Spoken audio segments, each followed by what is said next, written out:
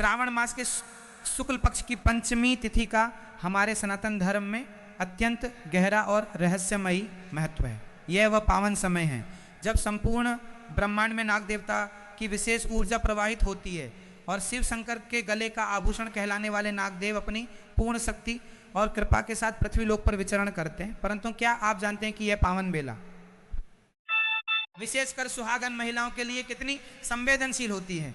सुहागन स्त्रियां अपने पति की लंबी आयु, परिवार की सुख शांति और घर में माता लक्ष्मी के स्थायी वास के लिए नाग पंचमी का कठोर व्रत धारण करती हैं।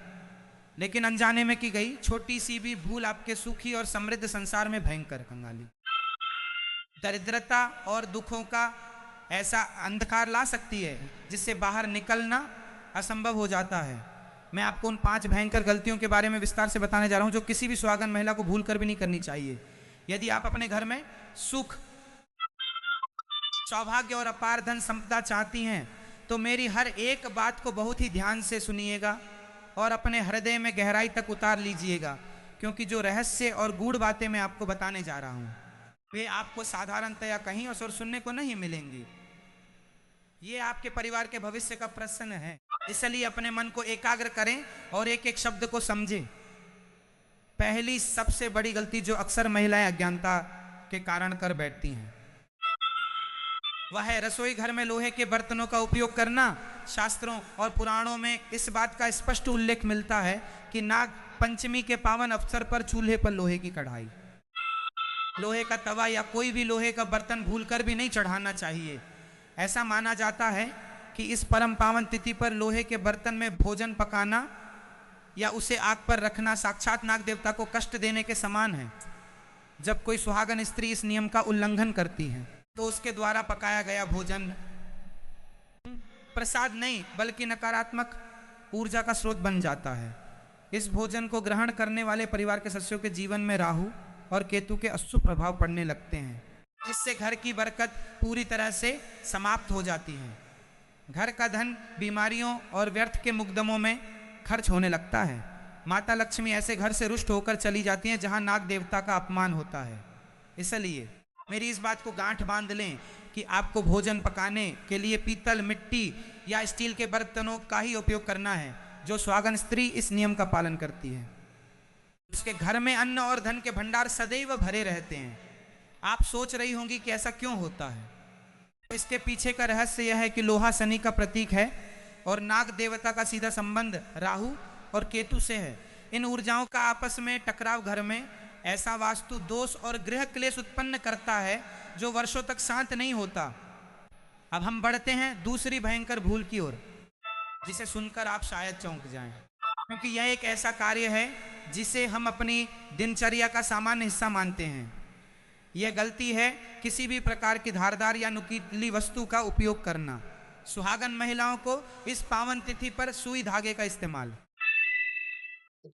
या चाकू से फल और सब्जियां काटना पूरी तरह से वर्जित है।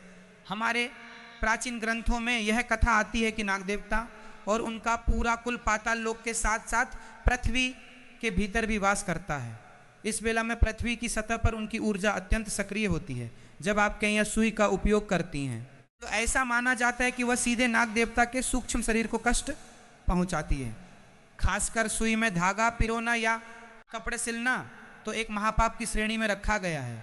सुहागन स्त्रियों को तो इस बात का विशेष ध्यान रखना चाहिए कि वे सब्जी काटने का कार्य भी एक दिन पूर्व ही संपन्न कर लें या फिर परिवार के किसी अन्य सदस्य से यह कार्य करवा लें। जो महिला व्रत रखकर सुई या चाकू का उपयोग करती है और उसके पति के स्वास्थ्य पर अचानक भारी संकट आ सकता है और उसके सुहाग पर नकारात्मक ऊर्जा मंडराने लगती है, यह केवल एक परंपरा नहीं है बल्कि इसके पीछे ब्रह्मांडीय ऊर्जाओं का एक बहुत बड़ा विज्ञान छिपा है।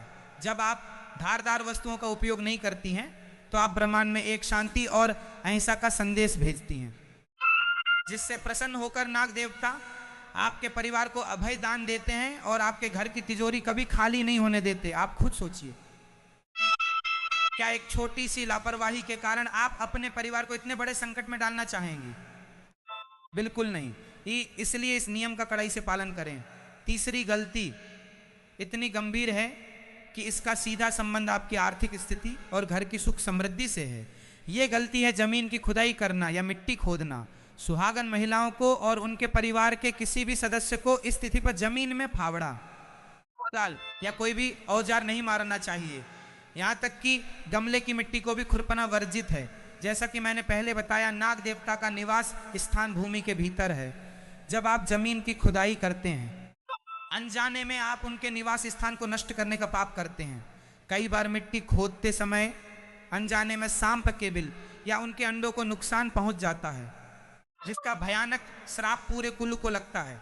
इस श्राप को सर्प दोष कहा जाता है। जिस घर में सर्प दोष लग जाता है वहां कभी कोई मांगलिक कार्य सफल नहीं होता, रुक जाती है और घर में हमेशा दरिद्रता का वास हो जाता है। जो सुहागन महिला अपने घर में खुशहाली चाहती है उसे इस बात का विशेष ध्यान रखना चाहिए कि इस पावन तिथि पर भूमि को बिल्कुल भी कष्ट न दिया जाए। भूमि हमारी माता है और नाग देवता भूमि के रक्षक हैं। जब हम भूमि का सम्मान करते हैं तो हमें स्वतः ही नाग देवता का आशीर्वाद प्राप्त हो जाता है। आपको यह बात सुनने में शायद बहुत साधारण लगे, लेकिन आध्यात्मिक दृष्टिकोण से एक बहुत ही शक्तिशाली और अचूक नियम है। अगर आप गांव में रहती हैं या खेती बाड़ी से जुड़ी हैं और परिवार के सदस्यों को भी इस बात के पति सदस्यों को भी इस बात की कड़ी चेतावनी दे दें कि खेत में हल चलाना या किसी भी प्रकार की खुदाई करना पूर्णतः प्रतिबंधित है। इसी में आपके घर परिवार की भलाई और सुरक्षा छिपी हुई है। चौथी गलती, जिसका संबंध सीधे तौर पर सुहागन महिलाओं के शरीर और उनके मन की पवित्रता से, वह है इस तिथि पर बाल धोना और घर में कलह क्लेश करना। कई महिलाएं व्रत वाले दिन सुबह उठकर अपने बाल धो लेती हैं, जो कि शास्त्रों के अनुसार नाग पंचमी के व्रत में सर्वतानुचित माना गया है। सुहागन स्त्रियों को अपने बाल एक दिन पहले ही धोकर स्वच्छ कर लेने चाहिए।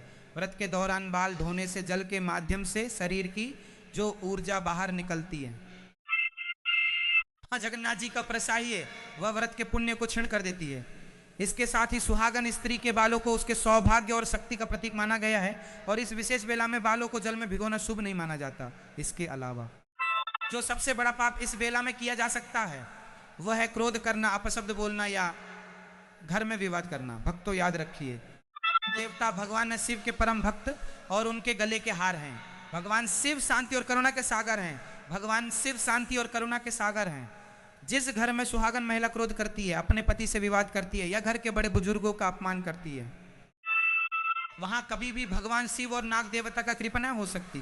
क्रोध एक ऐसा जहर है जो आपके द्वारा किए गए हजारों जन्मों के पुण्यों को पल भर में भस्म कर देता है। जब एक सुहागन स्त्री मन से बिना किसी द्वेष के पूरी श्रद्धा और प्रेम के साथ अपने परिवार की भलाई के लिए व्रत रखती है तो उसके घर में माता लक्ष्मी खींची चली आती हैं। लेकिन यदि आप व्रत भी रख रही हैं और जुबान से कड़वे वचन भी बोल रही हैं तो समझ लीजिए कि आपका व्रत खंडित हो गया है और यही वह रास्ता है जहां से घर में कंगाली और दरिद्रता प्रवेश करती है। इसलिए अपने मन को एकदम निर्मल रखें, चेहरे पर मुस्कान रखें और भगवान का स्मरण करते रहें। अब मैं आपको उस पांचवी और सबसे भयंकर गलती के बारे में बताने जा रहा हूं, जिसे करने से आपका पूरा परिवार विनाश के कगार पर पहुंच सकता है। और यह एक ऐसी भूल है जो आजकल बहुत से लोग अज्ञानतवश कर रहे हैं।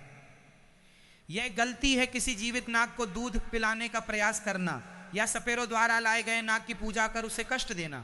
ध्यान से सुनिए, और शास्त्र दोनों ही यह प्रमाणित कर चुके हैं कि नाग या सर्प एक मांसाहारी जीव है, प्राकृतिक भोजन नहीं है। सपेरे इन बेजुबान जीवों को महीनों तक भूखा प्यासा रखते हैं और अपेरे इन बेजुबान जीवों को महीनों तक भूखा प्यासा रखते हैं और फिर आपके सामने लाते हैं तो वह मजबूरी में उसे पी लेता है, लेकिन वह दूध उसके शरीर में जाकर जहर बन जाता है और कई बार उस बेजुबान जीव की मृत्यु तक हो जाती है। जरा सोचिए, जिस नाग देवता की आप पूजा कर रही हैं उसी के स्वरूप को अनजाने में आप मृत्यु के घाट उतार रही हैं। क्या आप लगता है कि ऐसा करने से आपको कोई पुण्य मिलेगा? बिल्कुल नहीं। इसके विपरीत आपको उस जीव की हत्या का भयंकर पाप लगता है, जो आपके घर में ऐसी कंगाली और बर्बादी लाता है जिसकी आपने कभी कल्पना भी नहीं की होगी। आपको केवल और केवल नाग देवता की प्रतिमा, चित्र या चांदी, तांबे और मिट्टी से बने नाग नागिन के जोड़े की ही पूजा करनी चाहिए। आप मंदिर में जाकर शिवलिंग पर विराजमान नाग देवता का अभिषेक कर सकती हैं। सच्ची श्रद्धा आपके हृदय में होनी चाहिए। किसी जीव को कष्ट देकर आप कभी ईश्वर को प्रसन्न नहीं कर सकते। शिव पुराण में स्पष्ट लिखा है कि जो व्यक्ति बेजुबान जीवों पर दया करता है, शिव शंकर स्वयं उसके रक्षक बन जाते हैं भक्तों। इन 5 गलतियों के अलावा कुछ और भी अत्यंत महत्वपूर्ण नियम हैं जिनका पालन एक सुहागन स्त्री को अपने व्रत के दौरान अवश्य करना चाहिए। जब नाग देवता की पूजा करें चाहिए, जब आप हमेशा हल्दी, चंदन, कुमकुम, अक्षत और सुगंधित पुष्पों का ही उपयोग करें। नाग देवता को सुगंध अत्यंत प्रिय है, इसलिए पूजा के स्थान पर चमेली या गुलाब की अगरबत्ती अवश्य जलाएं। हम पूजा करते समय आपका मुख पूर्व या उत्तर दिशा की ओर होना चाहिए। इसके साथ ही सुहागन महिलाओं को इस पावन अवसर पर अपनी मांग में सिंदूर पूरा और गहरा भरना चाहिए, क्योंकि ये आपके अखंड सौभाग्य का प्रतीक है। अपने हाथों में हरी और लाल चूड़ियां अवश्य पहने, क्योंकि हरा रंग प्रकृति और नाग देवता का प्रिय रंग माना जाता है, जबकि लाल रंग माता लक्ष्मी और सुहाग का प्रतीक है। जब आप इस श्रृंगार के साथ बिना कोई का प्रतीक है, जब आप कोई गलती किए सच्चे मन से नाग देवता की आरती उतारती हैं। यकीन मानिए, ब्रह्मांड की कोई भी नकारात्मक शक्ति आपके घर की ओर आंख उठाकर नहीं देख सकती।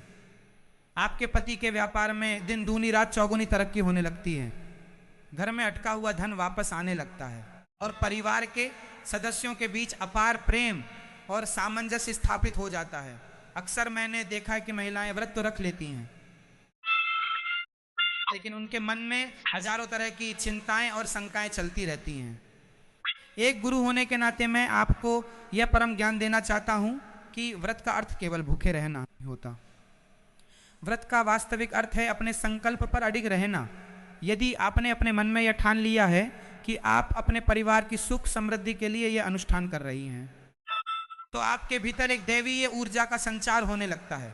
आप जब नाग स्तोत्र का पाठ करती हैं या मन ही मन नाग देवता का स्मरण करती हैं, आपके शरीर के चारों ओर एक सुरक्षा चक्र बन जाता है। इस सुरक्षा चक्र को कोई भी बुरी नजर, टोना टोटका या तंत्र मंत्र भेद नहीं सकता। लेकिन यह सुरक्षा चक्र तभी तक काम करता है जब तक आप उन 5 भयंकर गलतियों से दूर रहती हैं।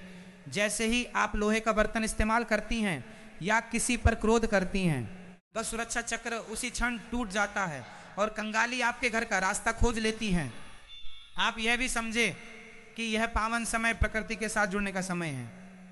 बारिश का मौसम होता है, धरती हरी भरी होती है, और यही वह समय होता है जब नाग देवता अपने बिलों से बाहर आती है, और यही वह समय होता है जब प्रकटित करने का अवसर है। हमारी संस्कृति हमें सिखाती है कि सृष्टि के हर जीव में परमात्मा का वास है। जब एक सुहागन स्त्री इतनी गहरी समझ के साथ पूजा में बैठती है, तो वह केवल एक स्त्री नहीं रहती, वह साक्षात जगदम्बा का स्वरूप बन जाती है। उसकी प्रार्थना में इतनी शक्ति होती, पुरुष तो यह प्रति होती कि वह यमराज के पास से भी अपने पति के प्राण वापस ला सकती है। इसलिए अपनी शक्ति को पहचाने, अपने व्रत को किसी भी प्रकार की भूल से कलंकित न होने दें। जब पूजा समाप्त हो जाए तो नाग देवता से क्षमा प्रार्थना अवश्य करें। यह एक बहुत ही महत्वपूर्ण रहस्य है। जाने अनजाने में हमसे कई गलतियां हो जाती हैं। हो सकता है चलने फिरने में किसी जीव की हत्या हो गई हो या मन में कोई बुरा विचार आ गया हो। इसलिए दोनों हाथ जोड़कर सिरा झुकाकर नाग देवता से यह कहें कि है नाग देवता, है शिव के परम आभूषण, मैं एक साधारण स्त्री हूं। यदि मेरी पूजा में, मेरे भावना में या मेरे कर्म में कोई भी त्रुटि रह गई हो तो मुझे अपनी पुत्री समझकर क्षमा करें और मेरे सुहाग की रक्षा करें। मेरे घर में धन धान्य की वृद्धि करें। यह क्षमा प्रार्थना आपके व्रत को पूर्णता प्रदान करती है। मैं आशा करता हूं कि आप मेरी इन बातों को गहराई से समझेंगी और इन 5 गलतियों को भूल कर भी नहीं करेंगी। सकारात्मकता फैलाएं और धर्म के मार्ग पर चलते रहें। आपका घर खुशियों से भर जाए। कहें आपके घर में कभी किसी चीज़ की कमी ना हो, यही मेरा आपको आशीर्वाद है। जो भी स्त्री नियमों का पूर्ण निष्ठा से पालन करेगी, उसका घर हमेशा स्वर्ग के समान बना रहेगा। इन बातों को हमेशा अपने मन में रखें और अपने जीवन में उतारें।